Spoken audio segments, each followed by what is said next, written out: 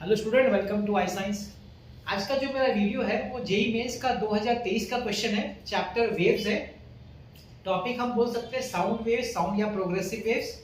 चलिए क्वेश्चन देखते हैं। The ratio of the speed of sound in hydrogen gas to the speed of sound in oxygen gas at the same temperature is. तो hydrogen और oxygen की जो sound का speed है उनके मीडियम में, उसका रेशियो निकालने को हमको बोला गया है और चार ऑप्शन दिया गया है।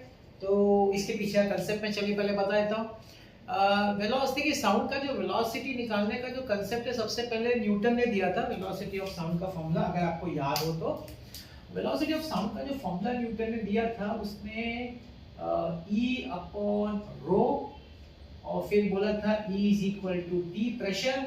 तो ये फॉर्मूला बन गया था प्रेशर अपॉन रो। न्यूटन ने अज्यूम किया था कि जो साउंड वेव्स है ना, दे मतलब वो जो मीडियम है वो आइसो, उनका जो कंप्रेशन और रेरिफैक्शन होता है वो अज्यूम किया था कि वो आइसोथर्मल है। मतलब उनका जो मॉडुलस ऑफ इलास्टिसिटी था मीडियम का, वो आइसोथर्मल मॉडुलस ऑफ इलास्टिसिटी था। मतलब टेम्परेचर चेंज नहीं होता। तो ये बल्क मॉडुलस है। प्रेशर बल्क मॉडुलस का फॉर्मूला जानते हैं। तो pressure was the bulk modulus of elasticity for isothermal condition. लेकिन उससे उनका करेक्ट वैल्यू नहीं आ पाया ये फॉर्मूला यूज करके। जो एक्सपेरिमेंटल वैल्यू था और जो न्यूटन का वैल्यू था उसमें कुछ 16% का फर्क था। फिर लाप्लास ने इसमें कुछ चेंजेस किया। लाप्लास ने बोला कि ये जो कंप्रेशन रेरिफैक्शन हो रहा है वो एक फास्ट प्रोसेस है, स्लो प्रोसेस नहीं है। तो इसमें टेम्परेचर कांस्टेंट नहीं रहता। इनफैक्ट वो एडियाबैटिक प्रोसेस है। ये किसका कहना था? लाप्लास का। तो लाप्लास ने उसमें चेंजेस किया फॉर्मूला में। और लाप्लास ने क्या कर दिया, I am talking about Laplace. Laplace ने क्या कर दिया, इस बल्क मॉडुलस में गामा ऐड कर दिया। गामा, गामा जानते हैं, gamma adiabatic ratio Cp upon Cv है ना। Molar specific constant pressure upon molar specific constant volume, इसका जो ratio that is gamma. Gamma add किया मतलब कि उसने अज्यूम किया कि जो कंप्रेशन रेरिफैक्शन जो प्रोसेस है वो एडियाबैटिक प्रोसेस है जिसमें टेम्परेचर चेंज होता है ना।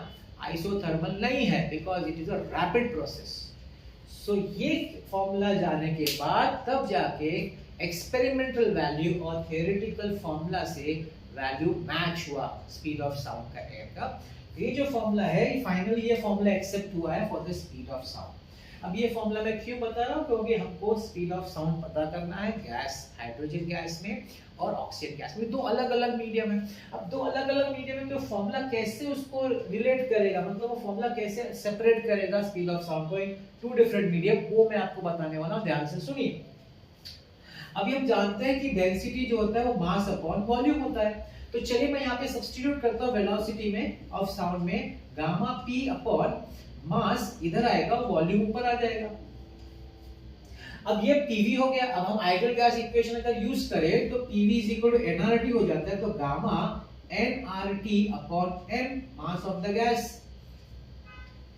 अब n number of moles, number of moles का फॉर्मूला आप जानते हैं, मास अपॉन मोलर मास, है कि नहीं।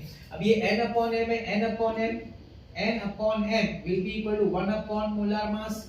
तो V is equal to root of gamma RT upon molar मास।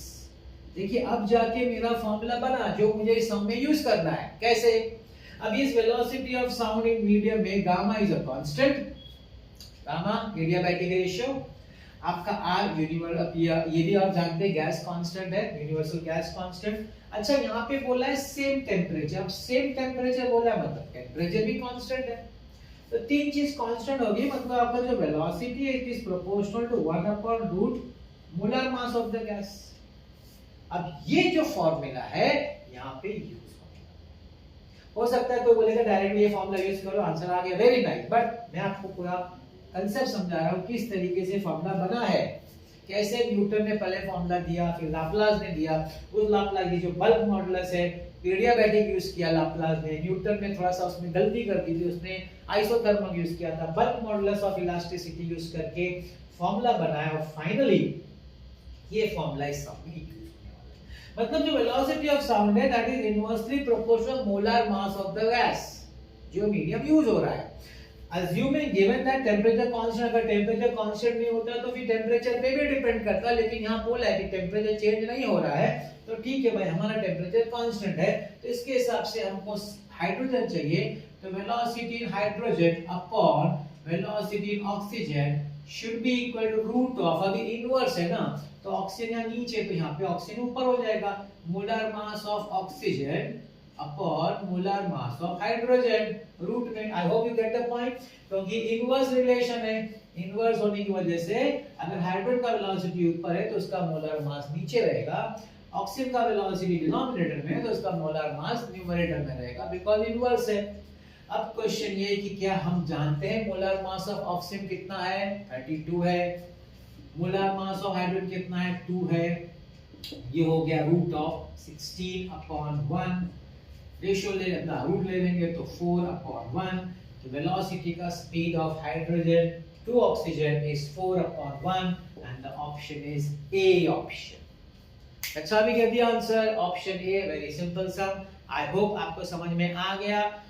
ये formula main formula, actually formula देखा जाए तो हमको समझना चाहिए कि ये फॉर्मूला में है इधर गामा बी अपॉन, या थोड़ा बहुत और भी अगर समझना है तो ये फॉर्मूला है। फिर जैसा क्वेश्चन होगा वैसे हमको उसमें थोड़ा फेर बदलाव, जैसे यहाँ पे बोला टेम्परेचर कांस्टेंट, कहीं बोले कि टेम्परेचर कांस्टेंट नहीं है, तो उसके हिसाब से आपका फॉर्मूला में आपको थोड़ा सा ये प्रोपोर्शनलिटी चेंज करना पड़ेगा, है कि नहीं। तो ये सम हुआ, काफी इजी सम था, आप देख सकते हैं 2023 में 4 मार्क का बड़ा इजी क्वेश्चन पूछा था। तो ये आपका क्वेश्चन है। आई होप आपको आज का मेरा वीडियो समझ में आया होगा, और हर बार जैसे मैं कहता हूँ फॉर्मूला बुक बनाइए, अपने हाथों से लिखिए, 50% आपका फिजिक्स का प्रॉब्लम सॉल्व हो जाएगा, ये मेरी गारंटी। प्रैक्टिस रैंडम करिएगा, जैसे मेरे जो प्लेलिस्ट में सीईटी है, जेईई मेंस है, एडवांस है और नीट है, उसमें मैंने ऐसे किया है, मैं अलग अलग रैंडम क्वेश्चन दिया हूँ। मैं चाहता हूँ स्टूडेंट्स को अपना चैलेंज जैसे ले, देखें उन्होंने जो टॉपिक्स पढ़ा है क्या उनको आ रहा है कि नहीं, उसी से टेस्ट होगा। और यही टेस्ट आप, यही चीज आपको खुद भी प्रैक्टिस करते समय करना है। रैंडम क्वेश्चन उठाइए, सॉल्व करिए, अब फिर देखिए आप कैसे क्रैक करते हैं आपका एंट्रेंस। ऐसे क्वेश्चन लाता रहूंगा, देखते रहेगा मेरा वीडियो। आज का वीडियो देखने के लिए बहुत बहुत धन्यवाद, थैंक यू वेरी मच।